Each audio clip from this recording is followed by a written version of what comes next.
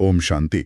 प्यारे रूहानी भाई बहनों, आज दिनांक 9 मई 2026 की मुरली के इस अति गहन और शांतिपूर्ण रूहानी मंथन में आप सभी का स्नेहपूर्ण स्वागत है। ओम शांति। आप सभी प्यारे रूहानी भाई बहनों का हृदय से स्वागत है। आज का ये जो हमारा रूहानी अध्ययन है, ये केवल कुछ शब्दों को पढ़ने या सुनने के बारे में नहीं है। आज का हमारा मुख्य लक्ष्य है शिव बाबा के उन अमोल महावाक्यों की गहराई में जाना, जो हमें सीधा सेल्फ रियलाइजेशन यानी आत्म साक्षात्कार और गॉड रियलाइजेशन की ओर ले जाते हैं। जी, हम अक्सर इन शब्दों को सिर्फ सुन लेते हैं, लेकिन आज हम इनके पीछे छिपे हुए विज्ञान को और उस गहरे मनोविज्ञान को बहुत ही सहजता से समझने का प्रयास करेंगे। बिल्कुल सही कहा आपने। और इसी लक्ष्य को सामने रखते हुए अगर हम आज की मुरली के सार को देखें तो बाबा ने जो मीठे शब्द कहे हैं वे मन पर बहुत गहरा प्रभाव छोड़ते हैं। जी हाँ। बाबा कहते हैं, मीठे बच्चे, तुम यहाँ आए हो सेल्फ रियलाइज करने। तुम अपने को आत्मा समझ परमात्मा बाप से सुनो, देही अभिमानी रहने का अभ्यास करो। अब देखिए, ये सुनने में तो बहुत ही सुंदर लगता है, लेकिन मैं ईमानदारी से कहूं तो जब हम ये ज्ञान सुन रहे होते हैं तब भी हम इसी भौतिक शरीर में ही बैठे होते हैं। स्वाभाविक सी बात है। तो फिर व्यवहारिक रूप से इस देही अभिमानी शब्द का मतलब क्या है? ये बहुत ही महत्वपूर्ण सवाल है, क्योंकि दुनिया में लोग आत्मज्ञान को सिर्फ एक बौद्धिक धारणा मान लेते, सिर्फ सोचने तक सीमित रखते हैं जी, कि बस हमने पढ़ लिया और हमें ज्ञान हो गया। बिल्कुल। लेकिन शिव बाबा हमें समझाते हैं कि ये कोई थ्योरी नहीं है, ये तो एक शिफ्ट इन कॉन्शियसनेस है, यानी चेतना का पूरी तरह से परिवर्तन हो जाना। इसे आप ऐसे समझिए जैसे आप एक सिनेमा हॉल में बैठकर कोई फिल्म देख रहे हैं। अच्छा। जब आप फिल्म में बहुत ज्यादा खो जाते हैं तो आपको लगता है कि पर्दे पर जो हो रहा है वही सच है। हाँ, हम रोने लगते हैं, डर जाते हैं। बिल्कुल, आप रोते हैं, डरते हैं, खुश होते हैं, लेकिन अचानक से आपको याद आता है कि अरे, मैं तो दर्शक हूँ जो इस कुर्सी पे बैठा है। वाह, ये तो बहुत ही सटीक उदाहरण है। देह अभिमानी होने का जो वास्तविक अर्थ है वो यही है। हमारे ये जो सुनने वाले कान हैं, देखने वाली आंखें हैं, ये सब तो शरीर के अंग हैं, भौतिक हैं, है ना? जी। लेकिन मैं जो इन आंखों के पीछे बैठा हूँ, जो इन कानों के माध्यम से सुन रहा हूँ, वह महसूस करने वाली मैं आत्मा हूँ। जब आप इस गहरी स्मृति में टिक कर इस ठहराव के साथ ज्ञान सुनते हैं तो वो ज्ञान सीधा आपकी चेतना में उतरता है। वो बुद्धि के किसी भी तर्क वितर्क में या बहस में नहीं उलझता। लेकिन इसी से एक और बहुत आम सवाल खड़ा हो जाता है जो बाबा ने आज की मुरली में भी उठाया है। जी, कौन सा सवाल? देखिए, जब हम इस ज्ञान मार्ग पर चलते हैं जी, तो अक्सर हमारे आसपास के लोग या हमारे जो पुराने मित्र होते हैं वो हमसे पूछ लेते हैं कि अच्छा, तुम इतनी आत्मा करते हो, तो क्या तुमने कभी आत्मा को देखा है? हाँ, ये सवाल तो हर किसी को कभी ना कभी सुनना ही पड़ता है। वो कहते हैं कि क्या तुम्हें आत्मा का साक्षात्कार हुआ है? अब इस पर बाबा का जो उत्तर है वो दुनिया की पारंपरिक मान्यताओं को पूरी तरह से चुनौती देता है।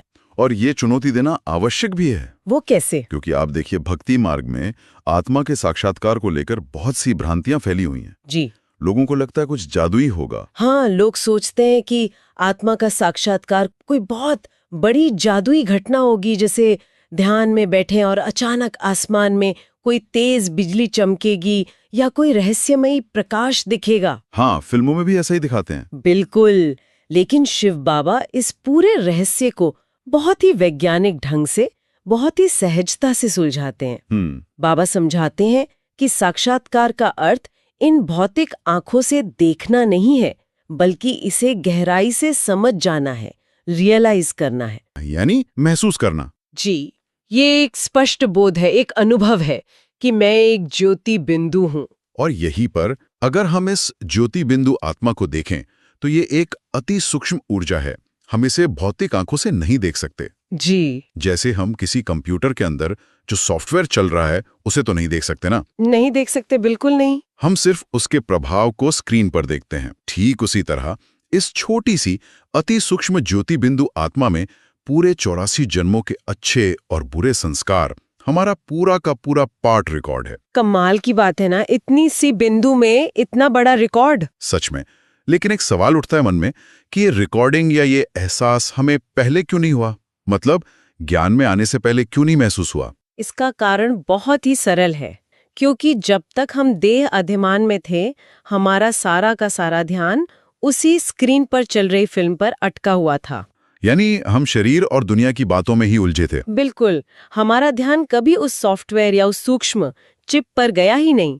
आप देखिए, भक्ति मार्ग में लोग इसी आत्मा के दर्शन के लिए नौधा भक्ति करते हैं, जंगलों में जाते हैं, कितनी कठोर तपस्या करते हैं। जी, शरीर को कष्ट देते हैं। हाँ, लेकिन बिना परमपिता परमात्मा के ज्ञान के यह सत्य समझ में आता ही नहीं है कि आत्मा का वास्तविक स्वरूप क्या है और उसमें कितनी विशालता समाई हुई है। बिल्कुल सही। अब स्वयं शिव बाबा ने आकर हमें वे तीसरा नेत्र दिया है, वो दिव्य बुद्धि दी है, जिससे हम स्वयं को इस ज्योति बिंदु रूप में महसूस कर पाते हैं। और बाबा कहते हैं कि यही महसूसता, यही सच्चा साक्षात्कार है। वाह, आज की मुरली का जो गीत है ना, वह हमसे जुदा होंगे, यह मुझे लगता है ये सिर्फ एक भावुक गीत नहीं है। बिल्कुल नहीं, ये बहुत गहरा इशारा है। हाँ, ये तो एक बहुत बड़ा सत्य उद्घाटित कर रहा है कि हम एक ऐसी यात्रा पर हैं जहां अब शरीर छोड़ने का कोई डर नहीं होना चाहिए। आप बहुत ही गहराई में जा रहे हैं और ये बिल्कुल सच है। आप सोचिए, इंसान की सबसे बड़ी समस्या है वो क्या है? मृत्यु का भय, शरीर छूट जाने का डर, अपनों से बिछड़ जाने का डर। लेकिन जैसे ही आत्मा को ये सच्चा सेल्फ रियलाइजेशन होता है तो ये डर जड़ से खत्म हो जाता है, हमेशा के लिए। कैसे?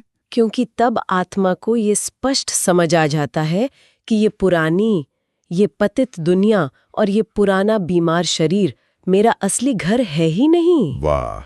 आत्मा को स्मृति आती है कि मुझे तो अपना ये पुराना वस्त्र छोड़कर वापस अपने परम पिता के साथ अपने मीठे घर शांतिधाम जाना है। तो मृत्यु का जो वो खौफ था दुनिया में, वो हमारे लिए अचानक एक बहुत ही सुखद घर वापसी की यात्रा में बदल जाता है। ये एक बहुत ही गहरी और अतीन्द्रिय शांति का अनुभव है। ये बहुत ही सुकून देने वाली बात है। घर वापसी की ये जो यात्रा है, ये तभी सफल होगी ना जब हमें अपने परमपिता यानी भगवान की सही और यथार्थ पहचान हो। बिल्कुल, पहचान के बिना तो यात्रा शुरू ही नहीं हो सकती। और आप देखिए, दुनिया में ये पहचान सबसे ज्यादा खोई हुई है। जी हाँ, हर जगह भ्रम है। लोग किसी भी सिद्ध पुरुष को, किसी देहधारी को या किसी भी साधु संत को भगवान मानकर उनकी पूजा करने लगते हैं। बिल्कुल। लेकिन बाबा आज स्पष्ट रूप से शिव भगवानुवाद शब्द का प्रयोग करते हैं। वे हमें स्पष्ट करते हैं कि ब्रह्मा, विष्णु और शंकर जो इतने महान देव हैं, उनका भी अपना सूक्ष्म शरीर है, लेकिन भगवान केवल निराकार शिव हैं। जी। तो मैं इसके पीछे का तर्क समझना चाहता हूँ। ऐसा क्यों है कि केवल निराकार ही भगवान हो सकता है? इसके पीछे कार्य और कारण, उसका एक बहुत ही गहरा रूहानी सिद्धांत काम कर रहा है। अच्छा, वो कैसे? शिव बाबा हमें हमेशा समझाते हैं कि जो स्वयं जन्म और मरण के चक्र में आता है, जिसके खुद के कर्मों का हिसाब किताब बनता है, वो दूसरों को उनके कर्म बंधनों से कैसे मुक्त कर सकता है। मतलब जो खुद बंधा हुआ है वो दूसरे को कैसे खोलेगा? बिल्कुल सही। एक डूबता हुआ इंसान किसी दूसरे डूबते हुए इंसान को कैसे बचाएगा? उसे तो कोई ऐसा चाहिए जो किनारे पर खड़ा हो। वाह, ये उदाहरण बहुत स्पष्ट है। इसीलिए इस पूरी पतित मानवता को पावन बनाने के लिए केवल उसी सत्ता की आवश्यकता है जो स्वयं इस जन्म मरण यानी पुनर्जन्म के चक्र से पूरी तरह मुक्त हो। इसीलिए निराकार शिव बाबा कभी किसी माता के गर्भ से जन्म नहीं लेते। जी। उनका जो जन्म है वो अति अलौकिक और दिव्य है।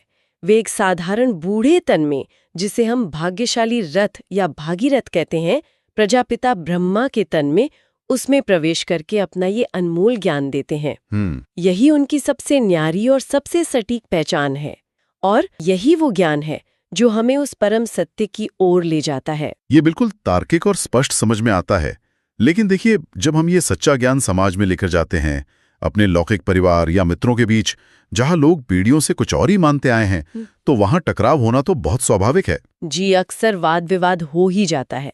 तो बाबा ने आज की मुरली में इसका भी एक बहुत ही व्यवहारिक समाधान दिया है, जो मुझे बहुत ही दिलचस्प लगा। जी। बाबा कहते हैं कि अगर कोई वाद विवाद करे या बिगड़ पड़े ज्ञान सुनकर, तो हमें उनसे लड़ना नहीं है। बिल्कुल नहीं लड़ना है, बल्कि बहुत प्यार से ये कहना है कि हम तो अभी ज्ञान में कच्चे हैं, हमारी बड़ी बहन आकर आपको समझाएंगी। वाह, क्या युक्ति है ना? मुझे ये सिर्फ नम्रता नहीं लगी, ये तो एक बहुत ही स्मार्ट मनोवैज्ञानिक रणनीति भी है। आप इस पर क्या कहेंगी? जी, मैं बिल्कुल सहमत हूँ। ये सामने वाले के अहंकार को, उनके ईगो को शांत करने की सबसे सुंदर युक्ति है। ईगो को शांत करना। आप देखिए, जब कोई व्यक्ति गुस्से में होता है या बहस करने के मूड में होता है, तो वो आपकी बात सुनने के लिए तैयार नहीं होता है। जी, वो सिर्फ जीतना चाहता है। आपका भी योग टूटेगा, आपकी शांति भंग होगी और उनका भी अहंकार और ज्यादा बढ़ेगा। नुकसान दोनों तरफ है। जी, बाबा हमें रूहानी सेना बनाते हैं, लेकिन हमारे जो हथियार हैं वे दुनियावी हथियारों से बहुत अलग हैं। हमारे हथियार क्या हैं फिर? हमारा हथियार कोई तर्क या बहस नहीं है। हमारा हथियार है शांति, प्रेम और नम्रता। नम्रता। जी, खुद को कच्चा कहना ये कोई हमारी कमजोरी नहीं है, बल्कि ये अपने ज्ञान और अपनी रूहानी ऊर्जा को व्यर्थ के टकराव से बचाने की सबसे बड़ी समझदारी है। क्या बात है, रूहानी ऊर्जा को बचाना ये बहुत जरूरी है। अच्छा, ये तो ही हमारी रोजमर्रा के जीवन की और लोगों से व्यवहार की बात जी, लेकिन बाबा जब ज्ञान के सागर से इतिहास के पन्ने पलटते हैं तो आज की मुरली में एक और बहुत बड़ा भ्रम टूटता है। हाँ, इतिहास का रहस्य। आज बाबा ने दुनिया के इतिहास और इस अनादि ड्रामा के चक्र का एक बहुत बड़ा रहस्य हमारे सामने खोला है। हम हमेशा बचपन से पढ़ते आए हैं, कहानियों में सुनते आए हैं कि सतयुग और त्रेता युग के बीच भी शायद कोई संघर्ष हुआ होगा, राजाओं के बीच सत्ता के लिए युद्ध होते होंगे। दुनिया तो यही मानती है। हाँ, लेकिन बाबा ने आज सूर्यवंशी और चंद्रवंशी घरानों की जो वास्तविक सच्चाई बताई है वो क्या है? ये इतिहास की सबसे बड़ी अज्ञानता है जिसे शिव बाबा दूर करते हैं। दुनिया का जो नजरिया है वो हमेशा हार और जीत या संघर्ष का ही होता है। जी, क्योंकि कलयुग में वही देखा है। बिल्कुल, लेकिन शिव बाबा स्पष्ट करते हैं कि सूर्यवंशी यानी जो सतयुगी महाराजा महारानी है और चंद्रवंशी जो त्रेतायुगी राजा रानी है, दोनों को एक ही बाप से, एक ही निराकार परमात्मा से अपना वर्षा मिलता है। यानी दोनों का रचयिता एक ही है। जी हाँ, उनके बीच कभी कोई युद्ध नहीं हुआ, कोई सत्ता छीनने की बात वहां होती ही नहीं है। तो फिर ये घराने कैसे बदलते हैं? ये दरअसल समय के साथ आत्मा की अवस्था में आने वाला एक बहुत ही स्वाभाविक परिवर्तन है। स्वाभाविक परिवर्तन कैसे? जैसे आप देखिए, दिन के बाद धीरे धीरे शाम होती है। कोई युद्ध तो नहीं होता दिन और शाम के बीच। जी नहीं, वो तो प्राकृतिक रूप से होता है। ठीक वैसे ही 16 कला संपूर्ण अवस्था से आत्मा धीरे धीरे 14 कला की अवस्था में आती है। यह एक ही घराना है जो सतो प्रधान से सतो अवस्था में प्रवेश करता है। वहां सतयुग या त्रेता युग में दुख, अशांति या किसी भी प्रकार के युद्ध का तो कोई नामो निशान भी नहीं हो सकता। ये तो बहुत ही तार्किक और विज्ञान से जुड़ी बात है। जैसे जैसे समय बीतता है, आत्मा की ऊर्जा या कह लें कि आत्मा की बैटरी वो धीरे धीरे कम होती है। बिल्कुल, बैटरी डिस्चार्ज होती है। अब आज के समय को देखें तो हम कलयुग के बिल्कुल अंत में खड़े हैं, जहां आत्मा की ये बैटरी लगभग पूरी तरह डिस्चार्ज हो चुकी है। जी, तमो प्रधान अवस्था। आत्मा पर इन अनेक जन्मों की खाद या कहिए कि जंग लग गई है। अब सबसे बड़ा सवाल ये है कि ये जंग उतरेगी कैसे?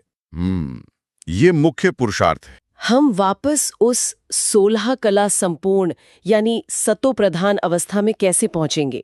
बाबा इसके लिए एक बहुत ही शक्तिशाली शब्द कहते हैं, मन मना भव। जी, मन मना भव। लेकिन मैं समझना चाहता हूं आप सभी रूहानी भाई बहनों के लिए कि इसके पीछे का मैकेनिज्म क्या है। केवल याद करने मात्र से इतने जन्मों के पाप या विकर्म विनाश कैसे हो सकते हैं? ये बहुत ही सुंदर प्रश्न है। इसे आप एक आधुनिक तकनीकी उदाहरण से बहुत आसानी से समझ सकते हैं। जी बताइए। जैसे जब आपके कंप्यूटर या फोन में बहुत सारा कैशे, मेमोरी, जंक फाइल्स या कोई वायरस भर जाता है तो क्या होता है?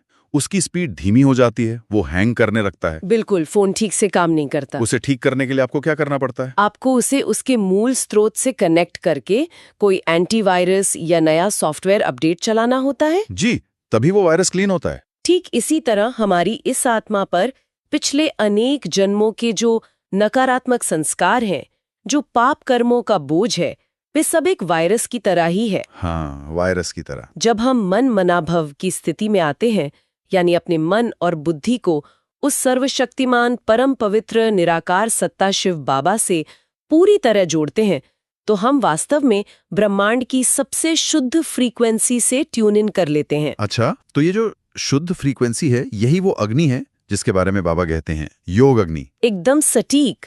परमात्मा की वो शुद्ध ऊर्जा, वो जो परम पवित्र वाइब्रेशन है, वो इतनी शक्तिशाली होती है कि वो आत्मा के अंदर दबे हुए उन सारे तमोप्रधान संस्कारों को भस्म कर देती है। वाह! जैसे ही आत्मा उस परम पवित्रता के निरंतर संपर्क में आती है, वो जो पुरानी खाद है वो जलने लगती है और आत्मा धीरे धीरे सहज रूप से वापस अपनी ओरिजिनल सतो प्रधान अवस्था में लौट आती है। ये तो एक पूरी प्रक्रिया है। पक्की गारंटी है कि केवल एक बाप को याद करने से, जिसे हम ज्ञान मार्ग में योग बल कहते हैं, उसी से विकर्म विनाश होंगे।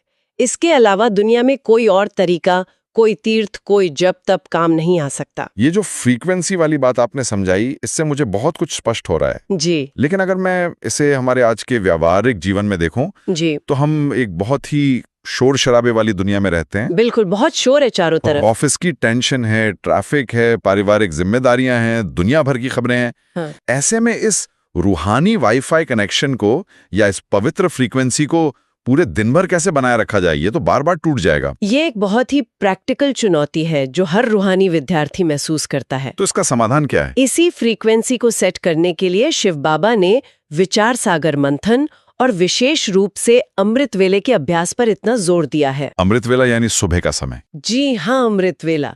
यह वो समय है जब पूरी दुनिया सो रही होती है और भौतिक वायुमंडल में और मानसिक स्तर पर भी कोई शोर नहीं होता।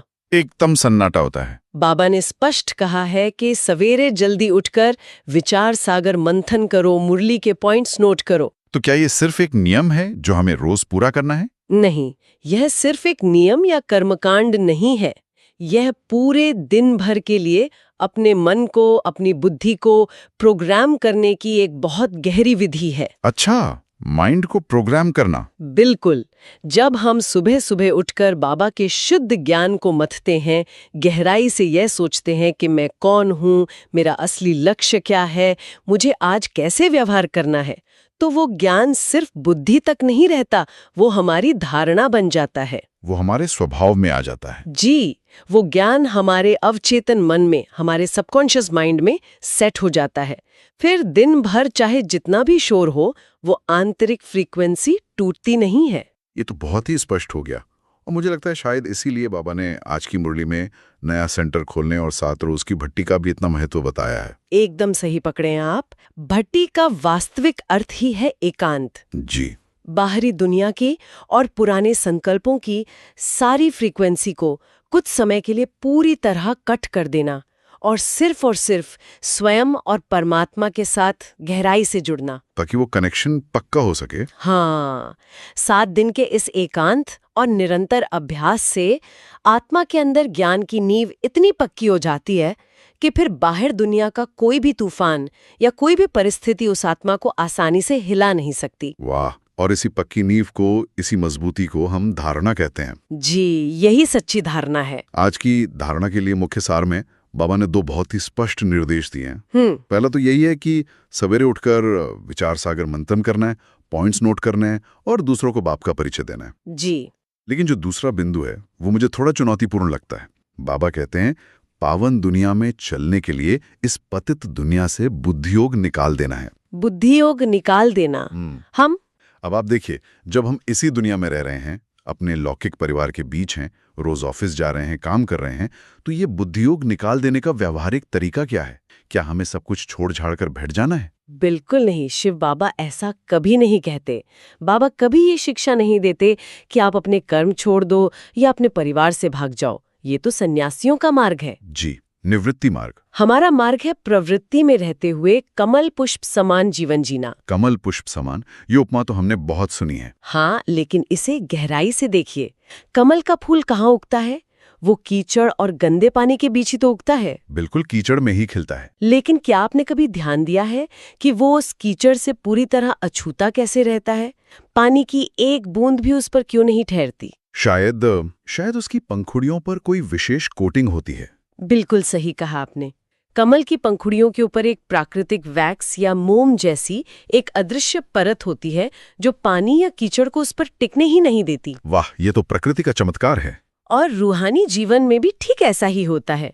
जब हम राजयोग का सच्चा अभ्यास करते हैं तो हमारे मन और बुद्धि पर ईश्वरीय स्मृति की, बाबा की याद की एक परत चढ़ जाती है। एक रूहानी वैक्स कोटिंग हो जाती है। ईश्वरीय स्मृति की परत, क्या सुंदर बात है। जी, फिर आप भले ऑफिस जाएंगे, परिवार के साथ बैठेंगे, बात करेंगे, अपनी सारी लौकिक जिम्मेदारियां निभाएंगे, लेकिन अंदर से अपनी चेतना के स्तर पर आप पूरी तरह डिटैच्ड या उपराम रहेंगे। मतलब बाहर से सब कुछ करते हुए भी अंदर से न्यारे। एकदम न्यारे। आपके अंदर हमेशा ये गहरी स्मृति रहेगी कि ये दुनिया तो पुरानी है, ये एक बेहद का नाटक है और मेरा रोल अब पूरा हो रहा है। मुझे तो वापस अपने परमपिता के घर जाना है। सटीक और दिल को छू लेने वाली है। ईश्वरीय स्मृति ही हमारा वो सच्चा सुरक्षा कवच है। जी हाँ, यही हमारा कवच है। और आप सभी भाई बहनें ध्यान दें, जो आत्माएं इस कवच को पहनकर हर पल इस श्रेष्ठ स्मृति में रहती हैं, उनके लिए आज बाबा ने एक बहुत ही कमाल का, एक बहुत ही बड़ा टाइटल दिया है। जी, आज का वरदान। हाँ, आज के विशेष वरदान में बाबा कहते हैं, नंबर 1 बिजनेसमैन बन, एक एक सेकंड वो संकल्प में कमाई जमा करने वाले पदमपति भव। पदमपति भव यानी अरबपति से भी ऊपर। बिल्कुल। अब हम सभी जानते हैं कि जो दुनियावी बिजनेसमैन होते हैं वो कैसे काम करते हैं। जी, दिन रात पैसे के पीछे भागते हैं। हाँ, वो हमेशा तनाव में रहते हैं, सिर्फ प्रॉफिट और लॉस सोचते हैं। तो फिर बाबा यहाँ जिस रूहानी बिजनेसमैन की बात कर रहे हैं, उसका क्या अर्थ है? ये कैसा व्यापार है? दुनियावी बिजनेस और रूहानी बिजनेस में यही तो सबसे बड़ा और बुनियादी अंतर है। क्या अंतर है? आप देखिए, दुनियावी बिजनेस में जो मुद्रा है, जो करेंसी है, वो भौतिक पैसा या रुपया है। लेकिन हमारे इस रूहानी बिजनेस में हमारी जो सबसे बड़ी संपत्ति है, जो हमारी करेंसी है, वो है हमारा समय और हमारे संकल्प, यानी हमारे विचार। समय और संकल्प, यही हमारी पूंजी है। जी, एक सच्चा रूहानी बिजनेसमैन वो है जो बहुत ही समझदार है, जो अपना एक भी संकल्प व्यर्थ नहीं जाने देता। व्यर्थ संकल्प मतलब जैसे जो हम पुरानी बातों के बारे में सोचते हैं या दूसरों की कमियों के बारे में जो हमारा दिमाग चलता रहता है। बिल्कुल। जब हम दूसरों की बातों में उलझते हैं, ये सोचते हैं कि उसने ऐसा क्यों किया, ये ऐसा क्यों है, तो हम दरअसल अपनी बहुत कीमती रूहानी ऊर्जा खर्च कर रहे हैं। यानी हम अपना नुकसान कर रहे हैं, रूहानी लॉस हो रहा है। एकदम सही। लेकिन इसके विपरीत जब हम अपने हर संकल्प को बाबा की मीठी याद में लगाते हैं, ज्ञान के मंथन में लगाते हैं या विश्व कल्याण की शुभ भावना में लगाते हैं, तो हम क्या कर रहे हैं? हम कमाई कर रहे हैं। जी, हम ईश्वरीय बैंक में अपने लिए पद्मों की कमाई जमा कर रहे होते हैं। और इसमें सबसे खूबसूरत बात क्या है पता है? क्या? जब हमारी बुद्धि को ये श्रेष्ठ काम मिल जाता है, जब उसे अंदर से ये महसूस होने लगता है कि वो हर एक पल में कितनी अमीर हो रही है, तो उस बुद्धि का बाहर भटकना अपने आप ही बंद हो जाता है। वाह, मतलब मन शांत हो जाता है। बिल्कुल।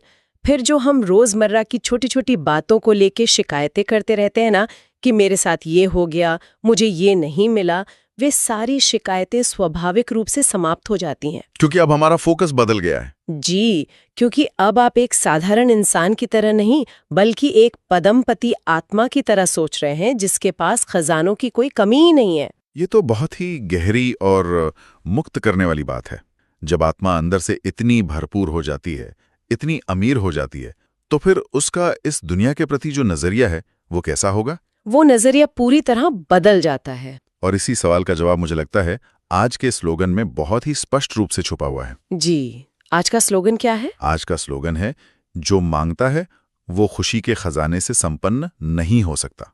बहुत ही मार्मिक लाइन है ये। हाँ, अब यहाँ मांगता यानी भिखारी होने का मतलब सिर्फ सड़क पर खड़े होकर पैसे मांगने से तो नहीं है। नहीं, बिल्कुल नहीं।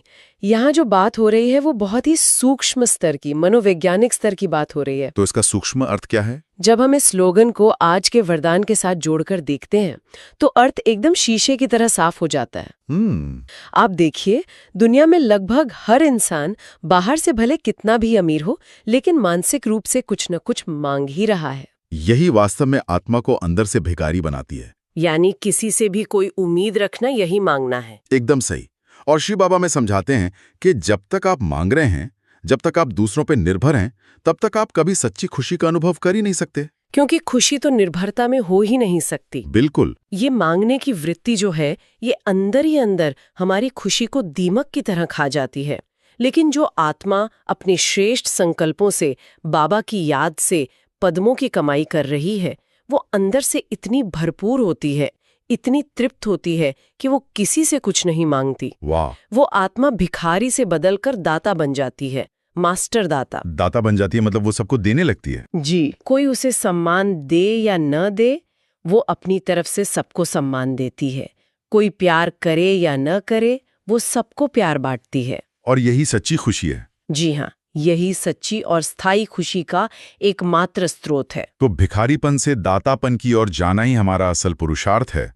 और इसी अतीन्द्रिय सुख और इसी दातापन की श्रेष्ठ स्थिति को हमेशा बनाए रखने के लिए बाप दादा ने हमें आज अव्यक्त इशारे भी दिए हैं। जी, अव्यक्त इशारे हमेशा बहुत सूक्ष्म होते हैं। बिल्कुल, आज बाप दादा का इशारा है, सदा अचल अडोल एकरस स्थिति का अनुभव करो। अचल और अडोल स्थिति। लेकिन ये कहना जितना आसान है, क्या ये प्रैक्टिकल लाइफ में इतना आसान है? दुनिया में कभी परिस्थितियां अचानक से हिलती हैं, कभी किसी करीबी का कुछ हो जाता है, कभी अपने ही शरीर में कोई बड़ी बीमारी आ जाती है। जी, माया के तूफान तो आते ही हैं। तो ऐसे में इस एकरस स्थिति को कैसे पाया जाए? इसकी विधि बाप दादा ने बहुत ही स्पष्ट रूप से बताई है, और वो विधि है अपनी मास्टर सर्वशक्तिवान की सीट पर हमेशा सेट रहना। बाबा कहते हैं, भले शरीर भी चला जाए लेकिन आपकी खुशी नहीं जाए। ये तो सुनना ही रोंगटे खड़े कर देता है ना?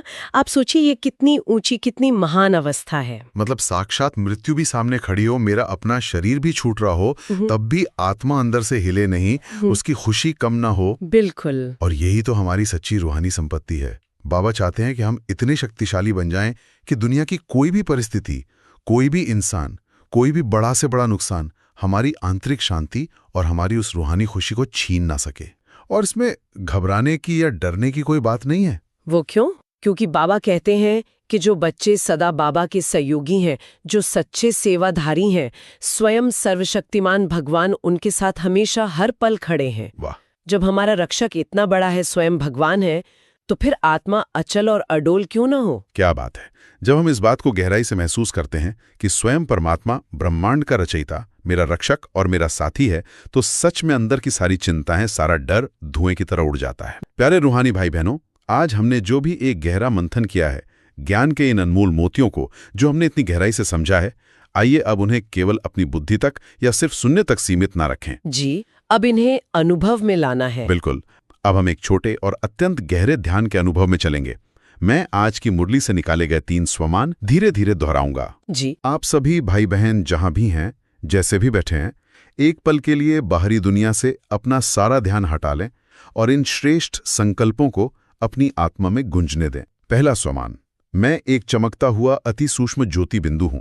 मैं पूरे 84 जन्मों का एक बेहतरीन पाठ बजाने वाली एक श्रेष्ठ और अनादि आत्मा हूं। इस दिव्य प्रकाश को अपने मस्तक के बीच बहुत ही सहजता से महसूस करें। अनुभव करें कि आप एक अमर ज्योति हैं, जिसे समय, परिस्थिति या मृत्यु कभी छू नहीं सकती। आप एकदम स्वतंत्र हैं। दूसरा स्वमान, मैं मास्टर्स सर्वशक्तिवान हूं।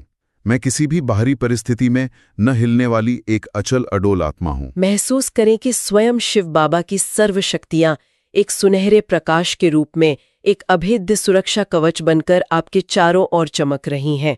दुनिया का कोई भी तूफान, कोई भी आवाज आपकी इस गहरी मूक शांति को डिगा नहीं सकता। आप बिल्कुल सुरक्षित हैं। तीसरा स्वमान, मैं अपने हर एक संकल्प में ईश्वरीय कमाई करने वाली नंबर 1 पदमपदी आत्मा हूं। मैं भरपूर हूं। मैं मास्टर दाता हूं। शांति और पवित्रता की इन रूहानी तरंगों को अपने चारों ओर, इस पूरे वायुमंडल में और पूरे ब्रह्मांड में फैलने दें। अनुभव करें कि आप स्वयं सर्वशक्तिमान बाबा की छत्र छाया में बैठे हैं और आपसे निकलती हुई ये शांति की किरणें पूरे विश्व की दुखी आत्माओं को शांत कर रही हैं। आप दाता हैं। आप सभी प्यारे रूहानी भाई बहनों का हृदय से बहुत बहुत धन्यवाद, जो आप आज के इस अत्यंत खूबसूरत, शांतिपूर्ण और गहरे मंथन में हमारे साथ जुड़े। आज हमने ज्ञान की जिस अथाह गहराई को आत्मसात किया है, उसे कृपया पूरे दिन अपने साथ अपनी स्मृति में बनाए रखें। जी हाँ, और जाते जाते बस एक अंतिम और बहुत ही प्रेरणादायक विचार अपने साथ जरूर रखें। जी, वो क्या है? हम अक्सर सोचते हैं ना कि हम इस विश्व के लिए या दूसरों के लिए क्या कर सकते हैं, लेकिन सच तो ये है कि हमारा हर एक शुद्ध और शुभ संकल्प केवल हमारे अपने लिए नहीं होता। तो वो किसके लिए होता है? वो इस पूरे विश्व के कल्याण के लिए एक मौन सेवा है, एक साइलेंट सर्विस है। जब हम अंदर से पूरी तरह शांत और शक्तिशाली होते हैं, तो हमारे वाइब्रेशन से पूरे विश्व के वायुमंडल को शांति का दान मिलता है। बिल्कुल सही कहा आपने। इसी अत्यंत सुंदर और विशाल भावना के साथ हम आज आपसे विदा लेते हैं। अगर आज की मुरली के इस मंथन से आप सभी भाई बहनों को कोई विशेष प्रेरणा मिली हो, कोई नया रूहानी दृष्टिकोण मिला हो या स्वमान का कोई बहुत गहरा अनुभव हुआ हो, तो उसे अपने जीवन में गहराई से धारण करें और अन्य आत्माओं को भी प्रेरित करें। बिल्कुल। अपने विचार या अपने रूहानी अनुभव कमेंट्स में जरूर साझा करें, ताकि हमारे पूरे ईश्वरीय परिवार को बल मिले और हम सब एक दूसरे की इस रूहानी यात्रा में सच्चे सहयोगी बन सकें। याद रखें, आपका हर एक शुभ संकल्प ही विश्व कल्याण की सबसे सच्ची सेवा है। ओम शांति। ओम शांति।